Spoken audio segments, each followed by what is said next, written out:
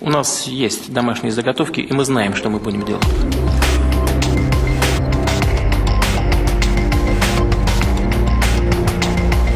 ქვეყნისთვის ყველაზე მნიშვნელოვანი საკითხის 2008 წლის რუსეთ-საქართველოს ომის შესახებ ბიძინა ივანიშვილს ქართული საზოგადოების უმრავლესობისგან განსხვავებული წარმოდგენა აქვს.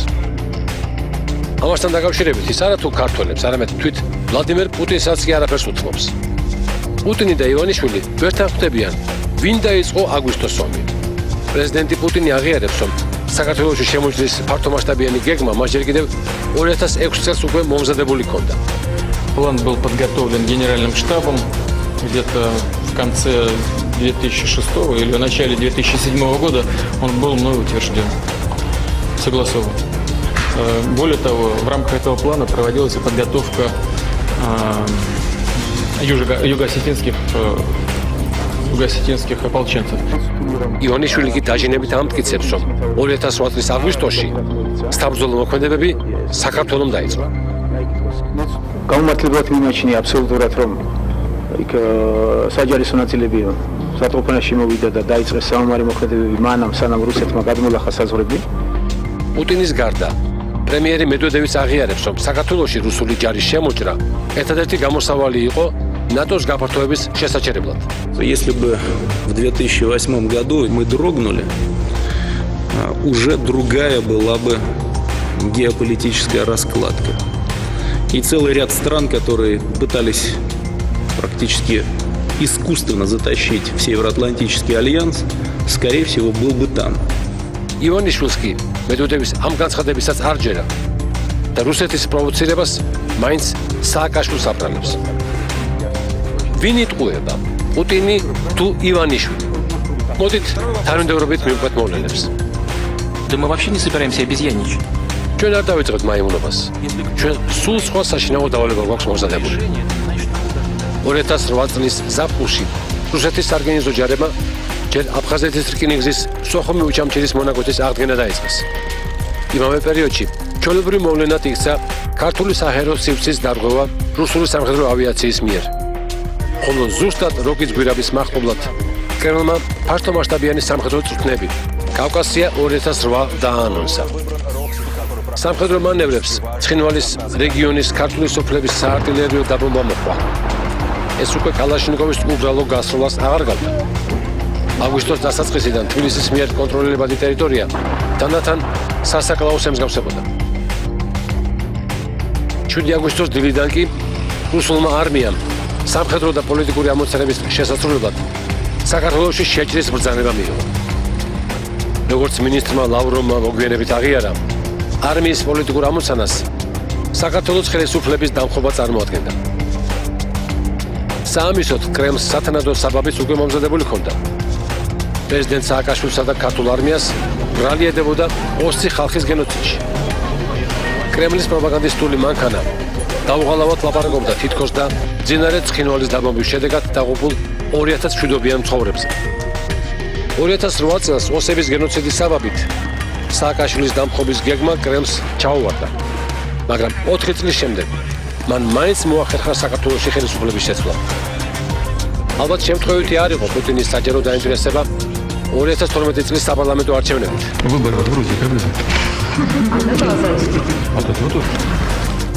აგვისტოს ომის დაწყების სააკაშვილის გადაბრალებაც სწორედ ამ პერიოდში გახდა ივანიშვილის საარჩევნო კამპანიის ქვაკუთხედი. ქართული ოცნების მიერ შექმნილი კომისია დღემდე იკვლევს ამ საკითხს. ვინ დაიწყო აგვისტოს ომი? ამ საქმის გამოძიებას იუსტიციის სამინისტრო დღემდე აგრძელებს. რითაც უკვე ოფიციალურ დონეზე მომაკვდინებელ დარტყმას აყენებს ქართულ სახელმწიფოს.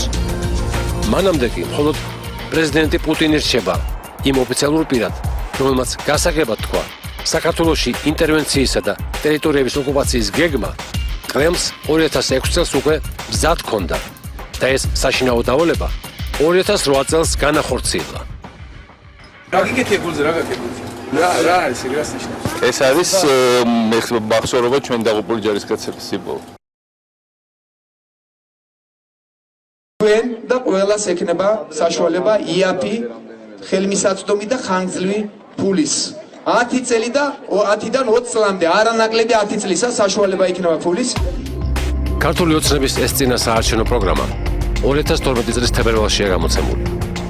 70 გვერდიან ბუკლეტში თემატურადაა განაწილებული ის დაპირებები, რომლის შესრულებასაც ბიძინა ივანიშვილი და ქართული ოცნება საკუთარ თავზე იღებდა. ოქტომბრის ბოლოდანვე თქვენ გაგინახებდებათ მარტო გადასახადები. იმიტომ რომ ესაა მიშას ქურდული წილი. წელიწადი მოვანდობეთ ელიტური ჯიშის კარტოფილის წესი რომ გამოგვიყვანა და გაისისთვის იმდენი გვაქვს რომ მთელ საქართველოს ეყოფა და დაურიგებთ უფასოდ. ყველა სასულოს უნდა ქონდეს სოლარიუმი, ეს მოგცემს საშუალებას რომ მთელი წლის განმავლობაში ეყოლება ტურისტები ასეთ უნიკალურ ქვიშას, რომელიც არის ურიკის პლაჟი. ის რომ ელექტროენერგია დღეს ევროპული საშუალო ფასია და ის რომ სხვა გადასახადების თუგნებავთ გაზის გადასახადის ევროპულს უთანამდებელ ამის, აი ეს არის აბსოლუტური აბსურდი. აი ახლა ბიძინა ივანიშვილი ჩადებს მილიარდს სოფლის მეურნეობის აღორძინებაში. ითო სოფელს საქართველოში ერგება 5 მილიონი. იქნება ნულოვანი კრედიტები, მრავალწლიანი. ეს იქნება უმეტესილად უფასო და სადაც იქნება პროცენტი, იქნება 1, 2 და მაქსიმუმ 3% იქნება გადასახადი. შეიძლება მართლაც ევროპას გავაოცო ისეთი დემოკრატია შექმნა საქართველოში.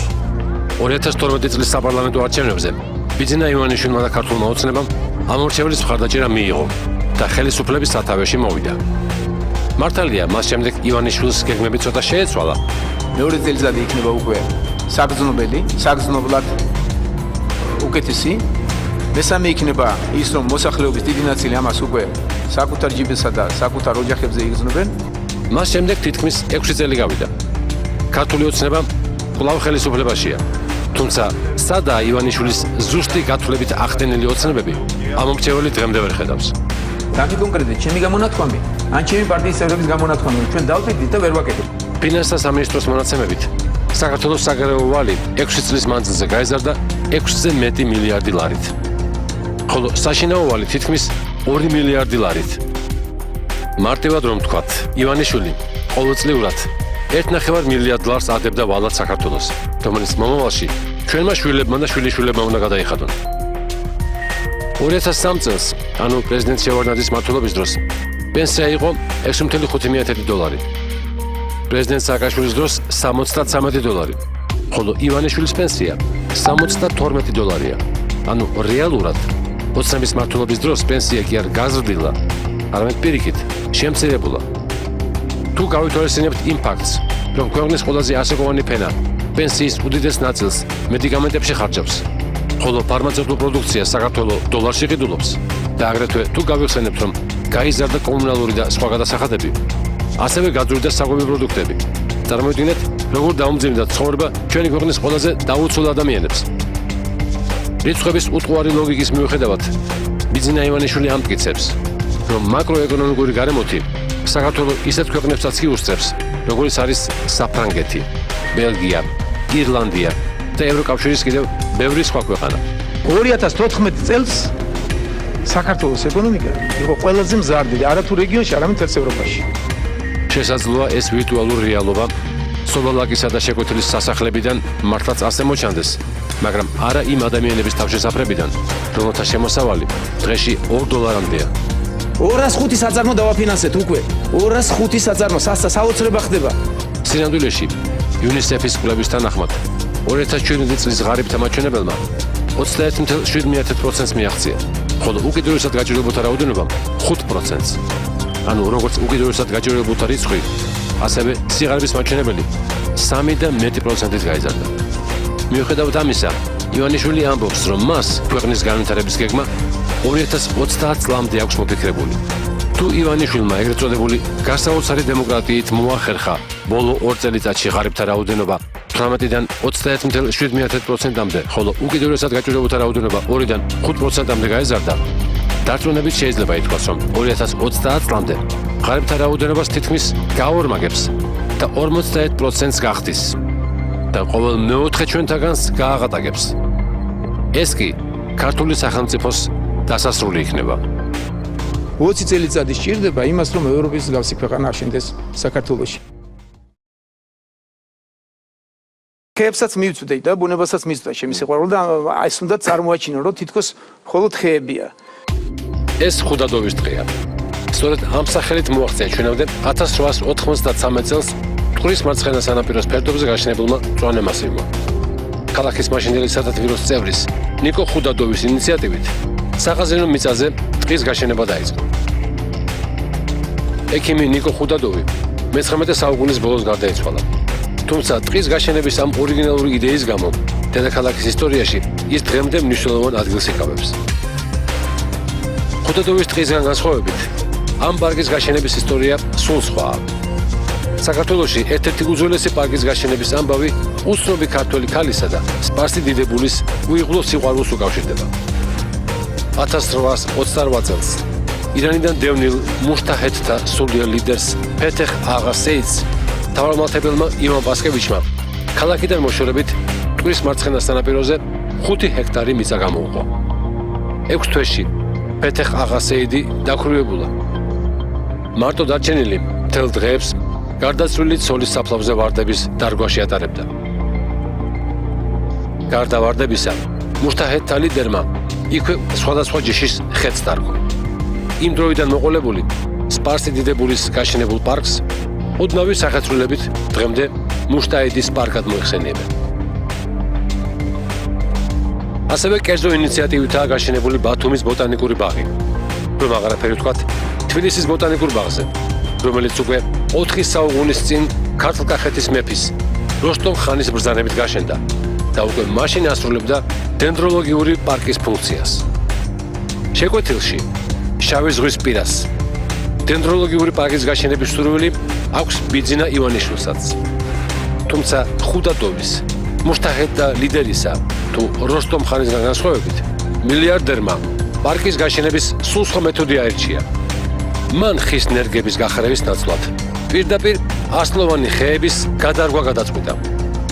სხვადასხვა ადგილიდან თხრისმათ და თავის აგარაკზე გადააქვს. ისთვისაც არც სახელმწიფო სახსრებს ზოგავს და არც ეკოლოგიას. ასე აღმოჩნდა მაგალითად ახლად შექმნილ პარკში 47 მეტრის სიმაღლის 650 ტონიანი ხე, რომელსაც ადგილი შეუცვალეს და ბუკნარიდან შეკვეთილში გადაიტანეს. ასლოვანი ტიტის გადასაადგილებლად ტყის მასივში სპეციალურად გაიჭრა 500 მეტრის ბეტონის ფილებით მოწყობილი გზა. ამოითხარა 3 მეტრის სიღრმის და 50 მეტრი რადიუსის ორმო, საიდანაც გაიტანეს 23,500 კუბური მეტრი მიწა. ასევე ბეტონის ფილებით მოეწყო სპეციალური გზა ავტომაგისტრალიდან ზღვის სანაპირომდე. მხოლოდ ამის შემდეგ გახდა შესაძლებელი საცხოვრებელი კორპუსის სიმაღლის ხის ტრანსპორტირება. უკვე მესამე წელია გზებზე მოსიარულე თუ ზღვაში მოცურავე ტიტების, მაგნოლიების, ევკალიპტების თუ კიპაროსების გადაადგილება ჩვეულებრივ მოვლენად იქცა. ყველა მიცის, რომ ზღვაში მოცურავე ხეების ბოლო გაჩერება შეკვეთილი ბიძინა ივანიშვილის აგარაკია. მილიარდერი გიგანტური ხეებით გატაცების ჟინს იკმაყოფილებს. საკუთარ აგარაკზე მოწყობილ დენდროლოგიურ პარკში მორიგი ექსპონატი გადააქვს. გიგანტური ხეებით გატაცების გარდა ივანიშვილს ჩამოთვლილი დენდროპარკების ავტორებისგან ისიც განასხვავებს, რომ მათ არც ერთი ხე არ მოუთხრიათ.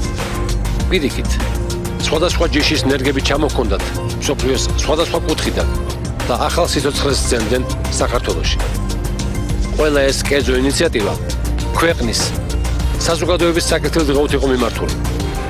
ივანიშვილის შემთხვევაში კი პირიქითაა. მილიარდერს ეს ხეებიც კი მხოლოდ თავისთვის უნდა. მხოლოდ ის უნდა დათქმეს მათი ხილვით და საზოგადოება ამ შემთხვევაშიც ნაკლებად აღელვებს. განსაკუთრებულად ხეები მიყვარს, განსაკუთრებულად ადამიანები მიყვარს. ყველაფერი თანმიმდევრულად და სწორედ მაგ დალაგებული. მე მგონი რომ ნორმალური ადამიანი ვარ. და კიდევ ერთი, ადამიანები, ვინც ჩვენთან გააშენა დენდროპარკები, ყველა უცხოელები იყვნენ და არც ერთი არ მოსწრებია საკუთარი ჩარაფიქრის სრულყოფილი სახით განხორციელებას. როგორც ჩანს, ივანიშვილს სურვილი აქვს ამ ხრივაც გამორჩეული იყოს და საკუთარი პარკი დასრულებული სახით სიცოცხლეშივე იხილოს.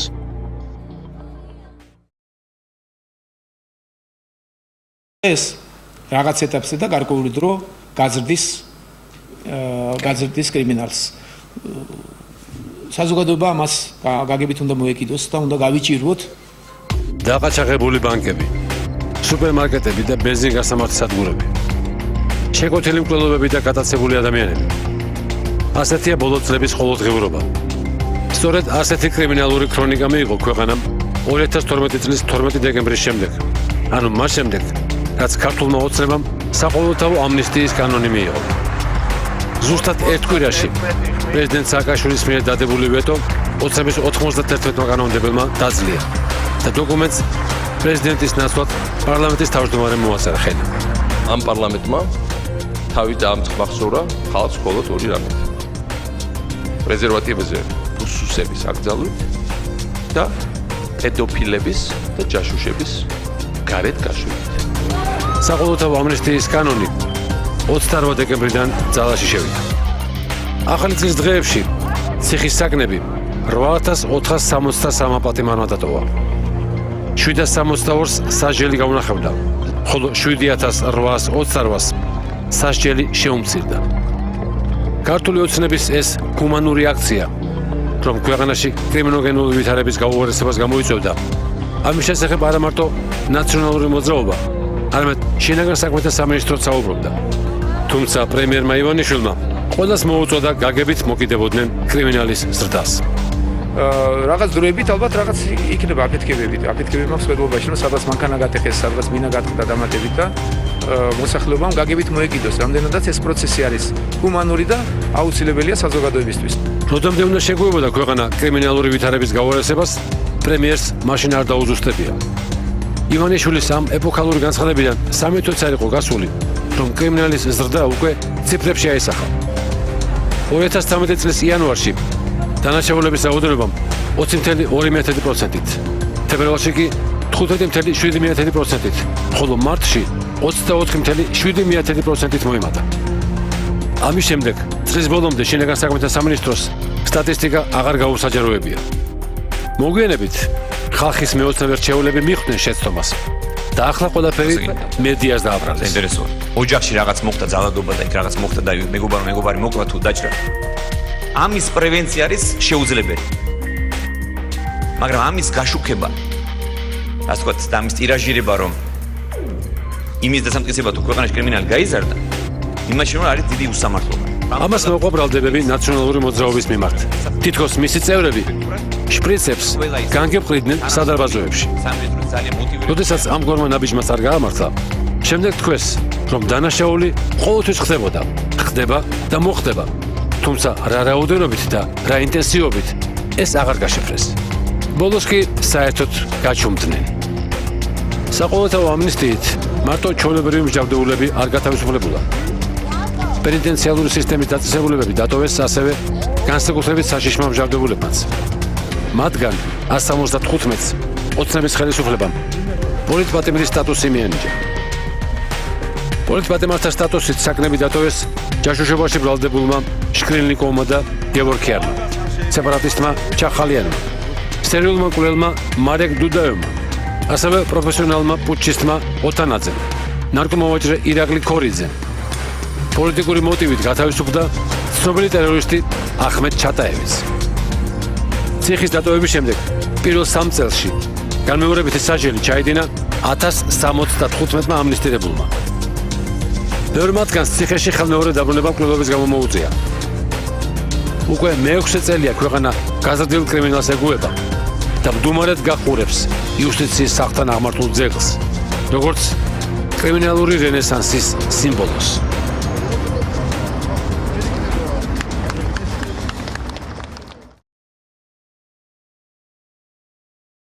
იქნება საშუალება იაფი და იოლი ფულის, იაფი და უფასო ფულისაც კი თუ გნებავთ, ეს იქნება 10 წლიანი და 20 წლიანი. ივანიშვილი მოსახლეობის გაღარიბებას არა საკუთარ პარტიას, არამედ კომერციულ ბანკებს აბრალებს. ქვეყნის მმართველი, რომელიც პოლიტიკური კარიერის დასაწყისში ამორჩეველს უფასო ფულს და ნულოვან კრედიტებს პირდებოდა, ახლა დარწმუნებულია, რომ ქვეყნის სიღატაკის მთავარი მიზეზი სწორედ ბანკები და საბანკო პროცენტებია. საქართველოს ბანკი და TBC ბანკი სოფლიოში პირველ ადგილზე არიან რენტაბილობის მხრივ. მაგრამ ამავდროულად ბანკებმა გადაჭამეს, ორმა ბანკმა გადაჭამა მთელი ქვეყანა, ხალხი ბანკის ვალებიდან ვეღარ ამოდის. ხსენებული ბანკების გარდა მომგებიანია ივანიშვილის პირადი ბანკი ქართულს. ამ ბანკის მოგება მარტო ერთ წელიწადში 1700% შეადგინა. ივანიშვილი საკუთარი ბანკის მოგებებზე არ საუბრობს, თუმცა ქართულმაც წარმატება სწორედ მოსახლეობის გაღატაკების პერიოდში მიაღწია და ის ქართული ოცნების ხელისუფლებაში მოსვლას უკავშირდება. ივანიშვილს საკუთარი ბანკის წარმატების მეტად ორიგინალური მეთოდი აქვს მოფიქრებული. სხვა კომერციული ბანკებისგან განსხვავებით, ქართულს მომხმარებლები არა ის გაღატაკებული ადამიანები არიან, რომელთა ბედითაც არის ივანიშვილი შეწუხებული, არამედ ის მაღალ ანაზღაურებადი სახელმწიფო ჩინოვნიკები, რომელთაც ხელფასს ხალხი უხდის. მე პატარა ტრიუკი გავაკეთე, სხვადასხვა ეს მოფიქრებული მქონდა და მეგონა თუ მარტივი გასაგები იყო, მაგრამ ძალიან ბევრი შემეკითხა და როგორც ჩანს ვერ გაი. ქვეყნის გაღარიბებაში მთავარი ეჭვმიტანი ექს-პრემიერს ქართულ ბანკიდან $200,000 ცეცხლი აქვს აღებული. ექს-მინისტრ სოზარ სუბარს 180,000, ხოლო ყოფილ ვიცე-პრემიერ ქუმსიშვილს 20,000. $3 მილიონი აქვს ყოფილ დეპუტატ გოგი თოფაძეს. ასევე მრავალათასიანი კრედიტები აქვს გამოტანილი ქართული ოცნების მოქმედ და ყოფილ დეპუტატებსაც. ასე კლავს ივანიშვილი ერთი გასტროლით ორ კურდღელს. უფასოდ ყიდულობს ჩინოვნიკების პოლიტიკურ მორჩილებას და ხალხის ფულს. ჩანს ივანიშვილი უფასო ფულში სწორედ ამ სქემას გულისხმობდა, როცა ხალხს წინა საარჩევნოდ გამდიდრებას და კრედიტების გასტუმრებას პირდებოდა. ივანიშვილი საკუთარი ბანკის მოგებისთვის სხვა პოლიტიკურ მეთოდსაც იყენებს. მაგალითად არჩევნებს. 2016 წლის საპარლამენტო არჩევნების წინ ივანიშვილმა საკუთარ პარტიას $1 მილიონი ასესხა. პარტიამ კი საბაკო უზრუნველსაყოფად საარჩევნო კანონის ის მუხლი მიუთითა, რომელიც ბარიერად გადალახული პარტიებისთვის სოლიდურ დაფინანსებას ითვალისწინებდა. მართალია ქართული ოცნება პარლამენტში ქართულ ბანკის მილიონიანი დავალიანებით შევიდა, მაგრამ მიიღო სახელმწიფო დაფინანსება. ივანიშვილის პარტიამ არათუ ბარიერი გადალახა, არამედ საკონსტიტუციო უმრავლესობაც აიღო. სახელმწიფოსგან მიღებული მილიონიანი დაფინანსებით კი საკუთარი პარტიის ვალი დაფარა. საარჩევნო ხმებში გადახდილი ფული ივანიშვილისთვის ამჯერადაც უფასო აღმოჩნდა. ადამიანებს, ვინც ქართული ოცნების სასარგებლოდ ხმები გაყიდეს, თანხა არა ივანიშვილმა, არამედ ბიუჯეტმა გადაუხადა. აი უფასო ფულის შოვნის კიდევ ერთი მეთოდი ივანიშვილისგან. უკვე მე-6 წელია გრძელდება სახელმწიფო ფულის გადადინება ივანიშვილის ჯიბეში. ამ ფონზე გადაჭამა თუ არა მხოლოდ ორმა ბანკმა ქვეყანა საკმაოდ დიდ ეჭვს აჩენს. ამ ეჭვს ისიც აძლიერებს, რომ საბანკო რეკეტი ივანიშვილს არასდროს გაუპროტესტებია. პირიქით, გაღატაკებულებს პირადი ბანკირების აყვანასაც ურჩევდა. ამასობაში კი ქვეყანაში სიღარიბე იმდენად გაიზარდა, რომ ამ მაჩვენებლით მხოლოდ ტაჯიკეთსა და ყირგიზეთს ჩამორჩებით. ფული კი, რომელიც ადამიანების და ქვეყნის კეთილდღეობას უნდა მოხმარდეს, ივანიშვილს და მისი ჩინოვნიკების პოლიტიკურ მორჩილებას ხმარდება. კორუფციას ყველგან დახართ. სახელმწიფო არ არსებობს, სადაც სახელმწიფო ხელს კორუფცია არ ჩაუდენია. მე მიყვარს ჩვენი ისტორია, მე ძალიან მიყვარს ჩვენი კულტურა და ძალიან ვცდილობ, რომ როგორმე დავეხმარო. 500-ზე მეტი ძეგლი აღვადგინეთ, არავინ არ იცის, ამაზე არავინ არ საუბრობს. ბიზინა ივანიშვილი ბოხუმის არქეოლოგიურ ინსტიტუტს მსოფლიო აფერაში ადანაშაულებს. ივანიშვილისა და ქართული ოცნების მტკიცებით, საყდრისთან დაკავშირებულ ისტორიას რეალობასთან კავშირი არ აქვს და ის მხოლოდ გრანტების მისაღებად გამოგონილი მითოლოგიაა. ივანიშვილი დღემდე დარწმუნებულია, რომ 2006 წელს ქართულ-გერმანული არქეოლოგიური ექსპედიციის დასკვნა 5500 წლის წინ საყდრისის მაღაროებში ოქროს მოპოვებაზე არის ჩვეულებრივი ტყუილი, რასაც სააკაშვილი იყენებდა მსოფლიოს მოსატყუებლად. ივანიშვილი საყდრისით 2012 წლის შემდეგ დაინტერესდა, როცა დაბა კაზრეთში ოქროს მომპოვებელმა კომპანიამ RMG Gold-მა საყდრისის დანგრევა გადაწყვიტა. დანგრევამდე კი ივანიშვილის მთავრობას საყდრისის ბორცვზე არსებული მაღაროსთვის კულტურული მემკვიდრეობის სტატუსის მოხსნა მოსთხოვა. საყდრის კულტურული მემკვიდრეობის სტატუსი 2006 წელს მიენიჭა. ქართულ-გერმანულმა არქეოლოგიურმა ექსპედიციამ სენსაციური აღმოჩენის შემდეგ დაადგინა, რომ მაღაროში ნაპოვნი ნახშირის არტეფაქტები სულ მცირე 5000 წლის იყო. ბოხუმისა და ციურიხის იონურ ლაბორატორიებში დამტკიცდა, რომ საყდრისში ნაპოვნი სინჯების ასაკი მართლაც უძველესი იყო და საყდრისის მაღარო მსოფლიოს კულტურის საგანძურს წარმოადგენდა. ამ დასკვნების შემდეგ საყდრისის ბორცვი მსოფლიოს არქეოლოგებისთვის ყველაზე საინტერესო ობიექტად იქცა. მსოფლიოს პრესტიჟულ სამეცნიერო კონფერენციებზე ზედიზედ კეთდებოდა მოხსენებები საყდრისის აღმოჩენაზე და საქართველოს ადგილზე მსოფლიო ცივილიზაციაში. საყდრისის უნიკალურობიდან გამომდინარე, Volkswagen-ის ფონდმა საყდრისის შემდგომი კვლევებისთვის €800,000 გამოყო. სოფლიოს სამყარო სატელევიზიო არხებმა დოკუმენტური ფილმებიც კი მიუძღვნეს ამ უნიკალურ აღმოჩენას. სწორედ ასეთი უნიკალური ძეგლის დანგრევაზე სთხოვდა თანხმობას RMG Gold ივანიშვილს და მის მთავრობას. ეს არ იყო მხოლოდ კულტურული მემკვიდრეობის საკითხი. გერმანიაში კარგი ხანი არსებობს მუზეუმებად გადაკეთებული ისტორიული მაღაროები, რომლებიც მილიონობით ტურისტს იზიდავენ და მომგებიან კომერციულ პროექტებს წარმოადგენენ. ნაცმოძრაობის წარმომადგენლები ფსევდო კულტურის დამცველების მეშვეობით 3000 ოჯახს ებრძვიან. ეს არის ყოველდღე დაუშვებელი და მე გაძლევთ პირობას. სიტყვას გაძლევთ, რომ თქვენს კომპანიას ვერავინ ვერ გააჩერებს. საღდრისისთვის ამგვარი პერსპექტივა სრულიად რეალური იყო, მაგრამ თითქმის 6 თვიანი ფიქრისა და არქეოლოგებთან დავის შემდეგ ივანიშვილმა სხვაგვარად გადაწყვიტა. ჯერ ევროპული ლაბორატორიების დასკვნები არასაკმარისად მიიჩნია, ხოლო შემდეგ კულტურის მინისტრს საღდრისის როგორც კულტურული მემკვიდრეობის ძეგლის სტატუსის შესასწავლად სპეციალური კომისიის შექმნა დაავალა. კომისიის 11 კაციან ჯგუფს სულ რაღაც 2 დღე დასჭირდა იმის დასადგენად, რომ საღდრის შეცდომით ჰქონდა მინიჭებული ისტორიული ძეგლის სტატუსი. ივანიშვილის მთავრობას გაუჭირდა რეალისტურად შეეფასებინა კომპეტენციური სხვაობა ევროპულ ლაბორატორიების დასკვნებსა და კულტურის სამინისტროს კომისიის შორის. სამაგიეროდ ეს სხვაობა საზოგადოებამ დაინახა და პირველად აჩვენებში გამოძიების შემდეგ საპროტესტო აქციები დაუპირისპირდა ივანიშვილის გეგმებს. საზოგადოებისა და ივანიშვილის 2 წლიანი დაპირისპირება საღდრისის აფეთქებით დასრულდა. დღემდე საღდრისის ბორცვზე არქეოლოგების ნაცვლად ტრაქტორები მუშაობენ. უნიკალური მაღარო კი საბოლოოდ გამქრალია საქართველოს ისტორიიდან. თქვენ ახსენეთ საღდრისის ძეგლი განადგურებულია. აფეთქებული. რა არის აფეთქებული? საღდრისის მაღარო აფეთქებული, რაც უნდა აფეთქებული იყო. პროექტებს მოიყვანთ ესე ვთქვათ ეკონომიკის შუაზე და ნორმალურ პროექტებს გავაგრძელებთ და განვახორციელებთ. თბილისის შემოვლითი რკინიგზა ერთ-ერთი პირველი პროექტი იყო, რომელიც ბიზინა ივანიშვილის შავსიაში მოხდა. ქართული ოცნების ჯერ კიდევ ხელისუფლებაში მოსვლამდე სადავო გახდა პროექტი, რომელზეც უკვე 213 მილიონ დოლარზე მეტი იყო დახარჯული. რაც მთლიანი სამუშაოების 65% შეადგენდა. ხელისუფლებაში მოსვლის შემდეგ პრემიერ ივანიშვილის ერთი სატელევიზიო კომენტარი სრულიად საკმარისი აღმოჩნდა, რომ მთავრობას შემოვლითი რკინიგზის მშენებლობა შეაჩერებინა და სატრანსპორტო ნაგებობა ერთ-ერთ ყველაზე ძვირ დეკორაციად ექცია. შემოვლითი რკინიგზას რომელსაც აკეთებდნენ 25% დამცირებდა რეალურად გამტარებულებას ჩვენი რკინიგზის და ესეც აბსოლუტურად გაუთვლელი და ბავშვების დონეზე იყო გააზრებული. მშენებლობა 2013 წელს უნდა დამთავრებულიყო და ნავთობი და სხვა ქიმიური ნივთიერებებით დატვირთულ ეშელონებს თბილისის ცენტრიდან ბევრად მოშორებით გარეუბანში უნდა ემოძრავა. ახალი ხაზი გაევლიდა ავჭალისა და გლდანის ტერიტორიებს. თბილისის ზღვის ჩრდილოეთით მდებარე მაღლობს და შეუერთდებოდა სადგურ ლილოს. რაც შეეხება სამგზავრო მატარებლებს, ახლა დაშენებული სადგური დიდუბე მოემსახურებოდა დასავლეთით მიმავალ მგზავრებს, ხოლო აღმოსავლეთით მიმავალ მგზავრებს სადგური ნავთლუღი. ამ სადგურებს შორის გამოთავისუფლებული 75 ჰექტარი მიწის ფართობზე კი 21 საუკუნის თბილისის მშენებლობა იგეგმებოდა, რაც დედაქალაქს მთლიანად გაათავისუფლებდა საცობების ტყვეობისგან. უკვე მე-6 წელია შემოვლითი რკინიგზის მშენებლობა ჩიხშია.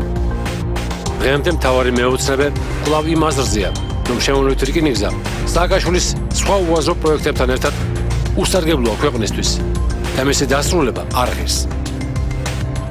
სხვა ბევრი უაზრო პროექტებთან ერთად ეს პროექტიც აბსოლუტურად არასასარგებლოა ქვეყნისათვის. 6 წლის წინ, როცა შემოვლითი რკინიგზამ ასეთი შეფასება დაემსახურა ივანიშვილისგან, ჟურნალისტებს არ ჩაუზუსტებიათ, თუ რომელ პროექტებს გულისხმობდა სხვა უაზრო პროექტებში ახალი პრემიერი. მიუხედავად ამისა, ზოგიერთი მათგანის გამოცნობა ნამდვილად არ არის რთული. მაგალითად, რიყეზე მუსიკალური თეატრისა და საგამოფენო ცენტრის პროექტი. დოქებად ცნობილმა შენობებმა შემოვლითი რკინიგზის ბედი გაიზიარეს. ივანიშვილმა ეს პროექტიც შეაჩერა და უკვე დახარჯული 98 მილიონი ლარი იქვე მიმავალ მტკვარს გაატანა. მართალია ხელისუფლებაში მოსვლამდე ამ მომრჩეველს ორივე დოქის დანგრევის პირობას აძლევდა, თუმცა მას შემდეგ, რაც რიყის დოქები მსოფლიოს 10 საუკეთესო ნაგებობაში მოხვდა, ივანიშვილმა დოქების დანგრევა რატომღაც გადაიფიქრა.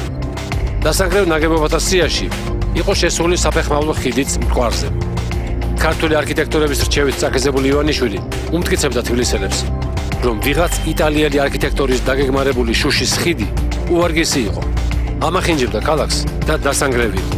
მე საკუთარი ხარჯებით ვფიქრობ, რომ ეს სიმახინჯე, ეს არის აბსოლუტური სიმახინჯე, თუ რომ არქიტექტურაში არსებობს 100 კანონი 100-ს არ ყოფს, არც ერთ კანონს არ ექვემდებარება. საბედნიეროდ ხელისუფლებაში მოსვლის შემდეგ ივანიშვილმა დაპირება ვერ შეასრულა. შესაძლოა ამის მიზეზი ის იყო, რომ მშვიდობის ხიდი 2013 წელს სოფლიოს საუკეთესო ნაგებობათა ათეულში დაასახელეს. სააკაშვილის ეგრეთ წოდებულ უაზრო და უსარგებლო პროექტების ჩამონათვალში შევიდა ასევე ვერის ხეობის ავტომაგისტრალიც. ამ ეგრეთ წოდებულ უაზრო პროექტს 13 ივნისის წყალდიდობის შემდეგ ივანიშვილმა კიდევ ერთი კვალიფიკაცია მიანიჭა. დანაშაულებრივი. იმ დღეებში ოცნების ხელისუფლება თავგამოდებით ცდილობდა წყალდიდობის შედეგები ისევ სააკაშვილისთვის გადაებრალებინა. ამ მიზნით ახალი გზის გაუქმებაზეც კი წამოიწყეს საუბარი. თუმცა მას შემდეგ რაც ყველასთვის აშკარა გახდა, რომ ასეთი გადაწყვეტილება ნახევარი თბილისის სატრანსპორტო კოლაფს გამოიწვევდა, ოცნების ხელისუფლება იძულებული გახდა ახალი გზა არათუ გაეუქმებინა, არამედ სასწრაფოდ აღედგინა. დროთა განმავლობაში ოცნების ხელისუფლება იძულებული გახდა თბილისის შემოერთული გზის მიმართაც შეეცვალა პოზიცია. გადაწყვეტილება მივიღეთ, რომ გაგრძელდეს კონტრაქტორთან პროექტი 2016 წლამდე და გადამუშავდეს პროექტი იმ სახით, რომელიც სახითაც მისი ეკონომიკური მაჩვენებლები იქნება გაცილებით უფრო მიმღებიანი. არც ეს პროექტი აღმოჩნდა მთლად უაზრო, როგორც ეს ივანიშვილს 6 წლის წინ ეგონა. ოცნების მთავრობას შემოვლით რკინიგზაზე სამუშაოების წესს უნდა განეახლებინა და ამით როგორმე უნდა აენაზღაურებინა 5 წლიანი ჩამორჩენა. გაფლანგული დროის მიუხედავად, ივანიშვილის მთავრობისთვის დღემდე სადაოდ რჩება. რაჯობია ნავთობით დატვირთულმა შემადგენლობებმა ქალაქის ცენტრში იაროს თუ ქალაქიდან მოშორებით. თითქოს შემოვლით რკინიგზის გვირაბის ბოლოს სინათლე გამოჩნდა, მაგრამ როგორც ჩანს, ეს სინათლე არც ბიძინა ივანიშვილს სჭირდება და არც ქართულ ოცნებას.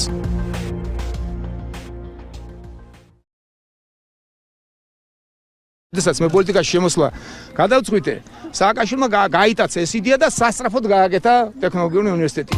ამ შტამბერტავ შენობაში ქართულ-ამერიკული ტექნოლოგიური უნივერსიტეტის გახსნა იგეგმებოდა. უნივერსიტეტი სტუდენტთა პირველ ნაკადს უკვე 2013 წლიდან დაელოდებოდა. უნივერსიტეტი 1000 წლების გამოწვევის პროექტის ფრაგლებში იხსნებოდა და კორპორაციის ახალ პროექტს წარმოადგენდა. 2011 წელს საქართველოს ხელისუფლებამ შენობის ასაშენებლად 40 მილიონი ლარი გამოყო. 2012 წლის ზაფხულში მშენებლობა დამთავრდა. საპარლამენტო არჩევნების წინ კი ბათუმში ჩასულმა პრეზიდენტმა სააკაშვილმა საზეიმოდ აუწყა ბათუმელებს მშენებლობის დასრულება და ქვეყანას ახალი საერთაშორისო მასშტაბის უნივერსიტეტის დაარსება მიულოცა. ბათუმში ლექციების საკითხვა ჩანიშნეს მასაჩუსეტსის, სტენფორდის, პრისტონის თუ იელის უნივერსიტეტების ლექტორებმა. ტურისტული რუკის პარალელურად ბათუმი საერთაშორისო საუნივერსიტეტო რუკაზეც მოენიშნა. ხარისხიანი განათლების მიღების იმედი გაუჩნდა იმ ხელმოკლე ახალგაზრდებსაც, ვის ოჯახებსაც სწავლის საფასურის გადახდა არ შეეძლოთ. ივანიშვილმა ბათუმი საუნივერსიტეტო ქალაქად დაიწუნა და ახალ საუნივერსიტეტო ქალაქად თბილისი გამოაცხადა. ყველაფერი კი უნივერსიტეტისთვის აშენებული 37 სართულიანი შენობის კრიტიკით დაიწყო. პრემიერმა ივანიშვილმა პრეზიდენტი სააკაშვილი საუნივერსიტეტო იდეის მოპარვაში დაადანაშაულა. მილიარდერმა სატელევიზიო ინტერვიუში თბილისის იპოდრომის შეძენის ისტორია გაიხსენა და ამ ტერიტორიაზე საკუთარი ხარჯებით საუნივერსიტეტო ქალაქის გაშენების საჯარო პირობა დადო. ამ ინტერვიუს შემდეგ ბათუმის საბოლოოდ ამოიშალა საუნივერსიტეტო ქალაქების სიიდან. ერთადერთი ოპერატიულობა, რაც ქართული ოცნების ხელისუფლებამ გამოიჩინა, ეს ბათუმის ტექნოლოგიური უნივერსიტეტის შენობის სასწრაფო წესით გაყიდვა აღმოჩნდა. შენობა მიზერულ ფასში გაყიდა და ქვეყნის განათლებაზე ზრუნვაც ამ ელექტრონული ტენდერით დაასრულა. ქართული ოცნების ხელისუფლებას განათლება და ტექნოლოგიური უნივერსიტეტი 2016 წელს საპარლამენტო არჩევნების წინ გაახსენდა. დასავლეთ საქართველოში ხელისუფლების დაბალი რეიტინგის გამო ქუთაისი განათლების ახალ ცენტრად და საუნივერსიტეტო ქალაქად გამოაცხადა. უნივერსიტეტის მთავარი პროფილი ტექნოლოგიური და ტექნიკური მეცნიერებები იქნება. არჩევნების მოგების შემდეგ ქუთაისში ტექნოლოგიური უნივერსიტეტის მშენებლობისა და ქუთაისის როგორც რეგიონული საგანმანათლებლო ცენტრის განვითარების შესახებ ყოველგვარი საუბარი, რა თქმა უნდა, შეწყდა. მთავრობამ ივანიშვილის დაანონსებულ ქუთაისის ტექნოლოგიურ უნივერსიტეტს არაკომერციული იურიდიული პირის სტატუსი მიანიჭა და არარსებული უნივერსიტეტი ქაღალდზე დააფუძნა. განათლების სამინისტრომ კი ქაღალდზე არსებულ უნივერსიტეტს ბიუჯეტიდან 1.118.000 ლარი გამოუყო სამკაციანი რექტორატის შესანახად. საუნივერსიტეტო კამპუსების ადგილას ჯერჯერობით მხოლოდ ჯაობებია და იქიდან ბაყაყების ყიყინი ისმის.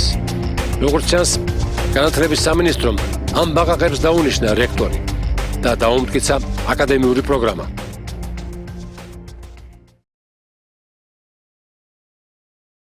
ლაზიკას რაც შეეხება, ეს ყველაზე დიდი ანეკდოტია ის, რასაც სააკაშვილი ყვება და ყველაზე სასაცილოდ გახადა ეს ჩვენი ისტორიული სახელი.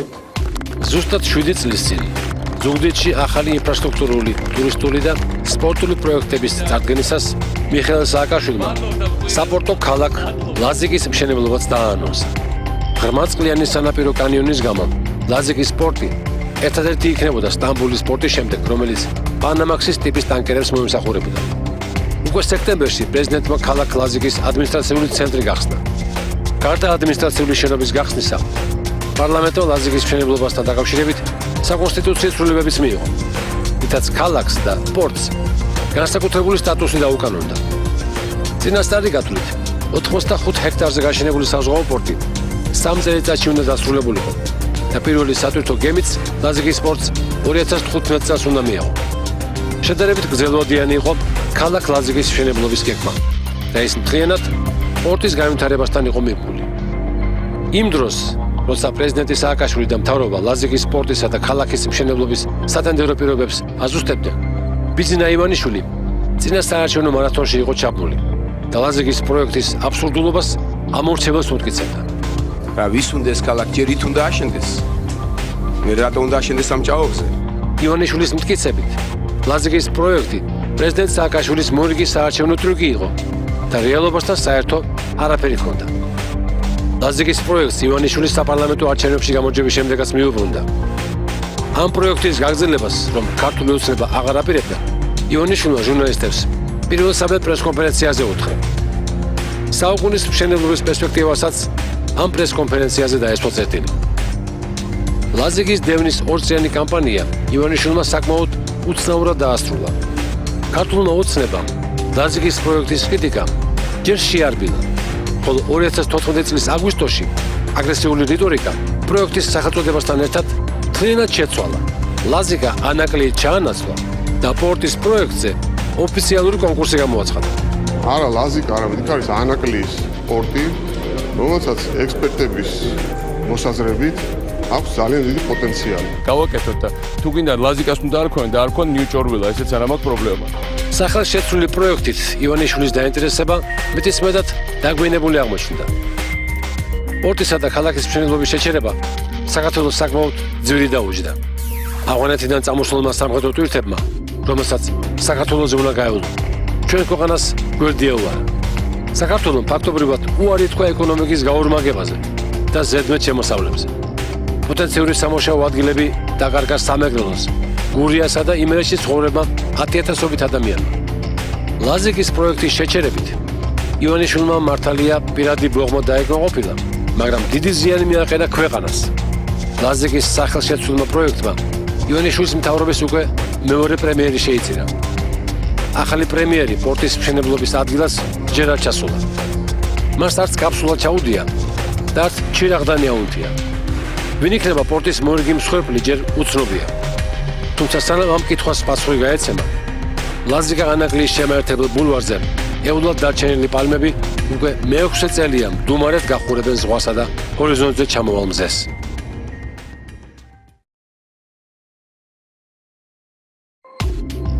უკვე მე-6 წელია ივანიშვილი და ქართული ოცნება ხელისუფლებაშია.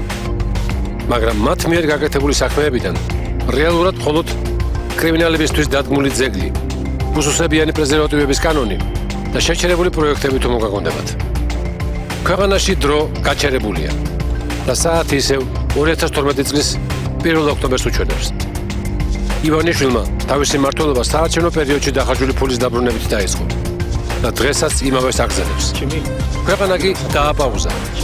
და რი დასრულდება ეს არავინ იცის. საქართველოში არ შეჩერებულა არც ერთი ინფრასტრუქტურული პროექტი, გონივრული სახელმწიფოური პროექტი, რომელიც მიზანს ახავს პირველ რიგში ადამიანების ცხოვრების გაადვილებას და რა აღშენებლობის ყალბის სროთის შექმნას. ქართულ ოცნებას ქვეყნის განვითარებისთვის საკმარის და აუცილებელ პირობად ჯერჯერობით მხოლოდ ივანიშვილის კერძო პროექტების განხორციელება მიაჩნია.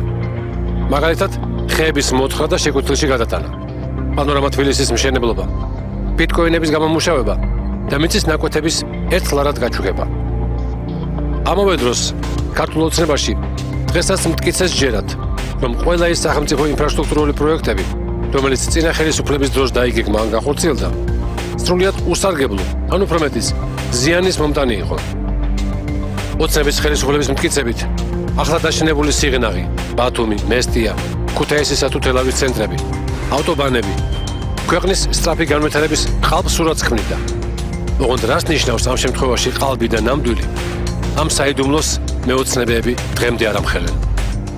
არავის გაუშიფრავს მაგალითად, ბათუმში აშენებული ჰილტონის, შერატონის, ედისონისა თუ ჰაიატის სიყალბე. ქართული ოცნება დღეს დუმს წარსულში მის მიერ სამშენებლო მითებად წოდებულ ისეთ პროექტებზე, როგორიცაა რესტავრირებული რაბათი, თეთნულდის და გოდერძის სამთო კურორტები, საირმისა თუ წყალტუბოს დასასვენებელი კომპლექსები. სააკაშვილი ერთ გზას ხსნიდა ორი ხედით. ჯერ დააღემ ნაკეთ მხარეს გადაიღებდნენ, შემდეგ მეორე მხარეს. ეს იყო რეალურად ხალხს ატყუებდნენ, რომ ისინი ხსნიდნენ კილომეტრებს. სააკაშვილის სამშენებლო მითოლოგიის ჩამოშლას და ალბომშევლისთვის ყალბი წარმოდგენების გაფანტვას ქართული ოცნება ხელისუფლებაში მოსვლისთანავე შეუდგა. ილუზიების ნგრევა სწორედ იმ ქალაქიდან დაიწყო, საიდანაც წლების წინ ქვეყნის შენება. ბათუმში შეჩერდა ტრამპ ტაუერის პროექტი, რომლის დაწყება სააკაშვილის დროს თვითონ ამერიკის დღევანდელმა პრეზიდენტმა დონალდ ტრამპმა დააანონსა. ივანიშვილმა უარი თქვა ბათუმის საზღვაო აკვატორიის გაფართოებაზე, რომელსაც მსოფლიოს ერთ-ერთი ცნობილი კომპანია როიალ კარიბიანი გეგმავდა. არ მოინდომ არც იახტ-კლუბის მშენებლობა. მეტად უცნაური მიზეზით დაიბლოკა ბათუმის ბულვარისა და ბათუმი-გონიოს დამაკავშირებელი საფეხმავლო ხიდის მშენებლობაც. ქართული ოცნების დასკვნით, ჭაობზე გამავალი ხიდი იქ მობინადრე ამერიკულ ყარყატს საფრთხე შეუქმნიდა. პროექტის გაურკვეველი ვადით შეაჩერეს. არადა 25 კილომეტრიანი ბულვარი ყველაზე დიდ ტურისტულ ზოლს ქმნიდა შავი ზღვის სანაპიროზე. შეჩერდა ბათუმის სარფის დამაკავშირებელი ხიდის აგება მდინარე ჭოროხზე და ბათუმი-ადიგენის საგზაო მაგისტრალის მშენებლობაც. მშენებლობები არათუ შეჩერდა, არამედ საერთოდ არ დაწყებულა სამეგრელოში. გაჩერებულია ინფრასტრუქტურული პროექტები კახეთში. დღემდე თაროზეა შემოდებული გომბორის 8 კილომეტრიანი გვირაბის პროექტი, რომელიც 30 წუთში დააკავშირებდა თელავს თბილისთან. დაიხურა თელავის რეაბილიტაციის პროექტიც. 2012 წლის შემდეგ აქ საერთოდ ჩაკვდა სამშენებლო პროცესი. ანალოგიური ვითარებაა გურიაში. უკვე მე-6 წელია გრძელდება საუბარი ბათუმის აეროპორტის გურიაში გადმოტანაზე, თუმცა უშედეგოდ. შეჩერდა ასევე ცნობილი ბრენდის ზარას სამკერვალო ფაბრიკის მშენებლობა ოზურგეთში. აღარავის ახსოვს კობი ქვეეთის 9 კილომეტრიანი გვირაბის გაყვანა, რომელიც სასიცოცხლო მნიშვნელობისაა მთიანეთისთვის და სატრანსპორტო ინფრასტრუქტურისთვის. უკვე დიდი ხანია შეჩერებული პროექტები ქართული ოცნების უმთავრესი სავიზიტო ბარათია. როგორც ჩანს, ეს ივანიშვილის სტილია, რომელიც თავისი კერძო პროექტების შეჩერებით დაიწყო და შემდეგ მთელ ქვეყანაზე გავრცელა. სიმბოლურ ფასად ყიდულობს მიწასა თუ შენობა ნაგებობებს ქალაქის საუკეთესო ადგილებში. საინვესტიციო ვალდებულებებისგან თავისუფლდება და შემდეგ ეს ტერიტორიები მიგდებულია. არაფერი შენდება. დღეს მთელი ქვეყანა ლაგუნა ვერეს, ყოფილი სამკერვალო ფაბრიკისა თუ იპოდრომის მსგავსად უმოქმედო მდგომარეობაშია.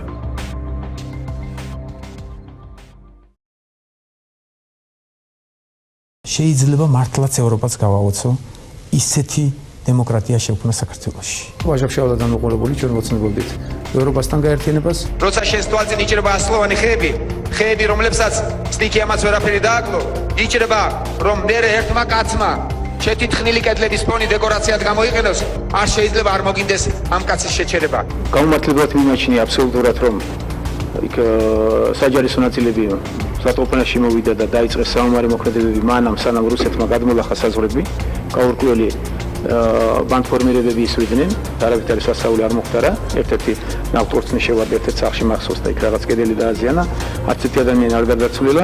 ჩვენ ძალიან სწრაფად გავანახებთ ყველაზე ცოტა გაზის მასს. ასევე ელექტროენერგია. იქნება საშუალება იაფი და იული ფულის, იაფი და უფასო ფულისაც კი თუ გნებავთ, ეს იქნება 10 წლიანი და 20 წლიანი. ესეთი დონის გადასახადები, რაც საქართველოში არსებობს, ხვალიდანვე შეიძლება ამის განახევრება. თუ გნებავთ ელექტროენერგია საქართველოს აქვს ძალიან იაფი, ჩვენ ძალიან ბევრი ჰიდროელექტროსადგური გვაქვს და იქიდან იაფიდანი იაფათი წარმოება ელექტროენერგია. გაზ ჩვენ ძალიან დიდი რაოდენობის გაზი გვეკუთვნის უფასოდ, რამდენადაც ეს ტრუბა გადის ჩვენს ტერიტორიაზე. რაც განსაკუთრებით მნიშვნელოვანია, ჩვენ დავადგენთ საარსებო მინიმუმის ახალ ზღვარს. ცხადი ეს ზღვარი აღარ იქნება დამამცირებელი. პენსია არ იქნება იმაზე ნაკლები, ვიდრე საარსებო მინიმუმია. ქუთაისში დავაფუძნეთ საუნივერსიტეტო ქალაქს. ზუგდიდის ეკონომიკაში ჩავდებთ უახლოეს მომავალში 100 მილიონ ლარს. უახლოეს მომავალში. რუსთავის შესაძლოა გახდეს პროფესიული განათლების ცენტრი.